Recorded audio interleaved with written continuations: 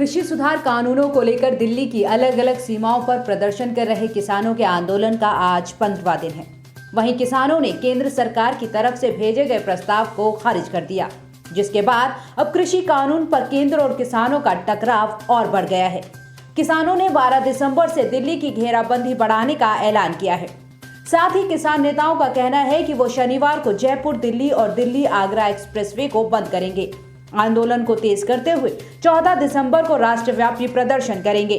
किसानों ने बताया कि 14 को पूरे देश में जिला मुख्यालयों पर धरना प्रदर्शन होगा। दिल्ली के आसपास के राज्यों में धरने होंगे।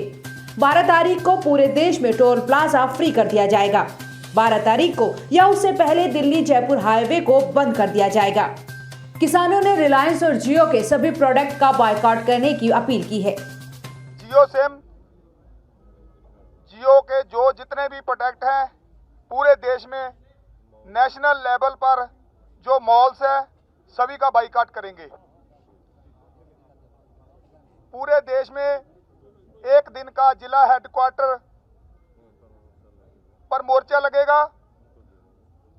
14 तारीख शुक्रवार को उनको घेरेंगे और वहां मोर्चा लगेगा।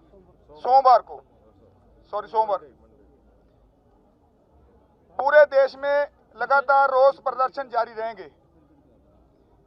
पंजाब, हरियाणा, यूपी, एमपी, राजस्थान और अदर स्टेट जहां पर पूरे रोष प्रदर्शन जारी रहेंगे। पूरे देश में लगातार रोष प्रदर्शन जारी रहेंगे। पंजाब, हरियाणा, यूपी, एमपी, राजस्थान, इसमें 14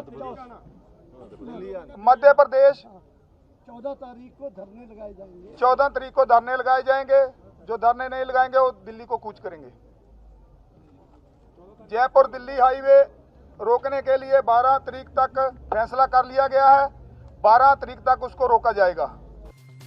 गौरतलब है कि सितंबर महीने में मानसून सत्र के दौरान केंद्र सरकार की तरफ से पास कराए गए 3 नए कानून मूल्य उत्पादन और कृषि सेवा अधिनियम 2020, आवश्यक वस्तु संशोधन अधिनियम 2020 और किसानों के उत्पादन, व्यापार और वाणिज्य संवर्धन और सुविधा अधिनियम 2020 का किसानों की तरफ से विरोध किया जा रहा है। किसानों को डर है कि इस कानून के आने से सरकार उन्हें प्राइवेट कॉर्पोरेट के आगे छोड़ देगी। हालांकि सरकार की तरफ से लगातार ये कहा जा रहा है कि देश में मंडी व्यवस्था बनी रहेगी, लेकिन किसान अपनी जिद पर अड़े हैं।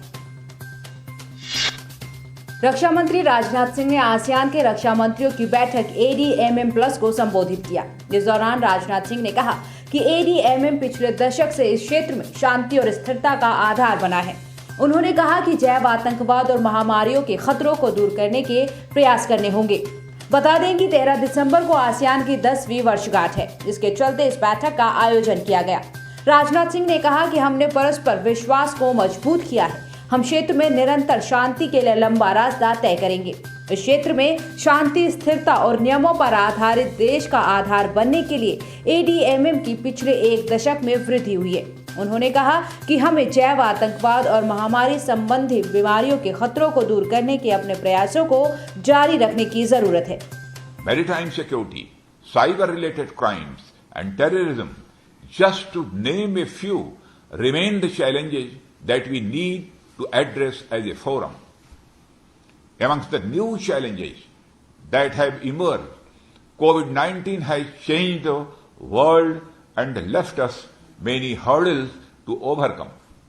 Unfortunately, the disruptive effect of the pandemic is still unfolding. The challenge is therefore to make sure that the world economy moves on the path of recovery, and when it does gather steam, to ensure that the recovery leaves no one behind.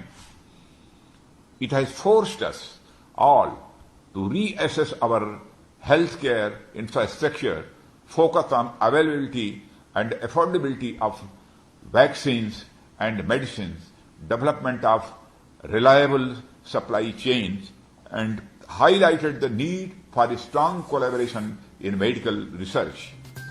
साथ ही राजनाथ सिंह ने कहा कि समुद्री सुरक्षा, cyber से संबंधित अपराध और आतंकवाद आज के दौर की मुख्य चुनौतियां हैं।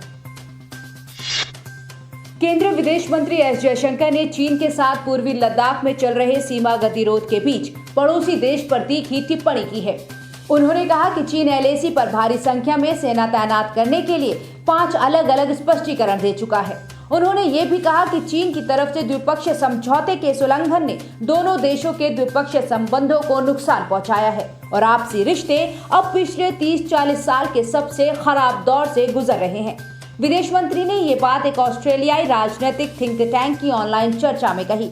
भारत और चीन के बीच एलएसी पर चल रहा गतिरोध 7 महीने से ज्यादा लंबा हो चुका है। इस हिसाब से विदेश मंत्री की टिप्पणी को बेहद अहम कहा जा सकता है।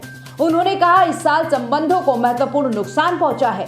हम इस बात पर स्पष्ट हैं कि एलएसी पर शांति और बराबरी ही संबंधों की प्रगति का आधार है। सीमा पर ऐसी स्थिति के साथ ये नहीं कहा जा सकता कि अन्य सभी क्षेत्रों में जीवन की गतिविधि को आगे बढ़ाएं। ये गैर वाजिब है।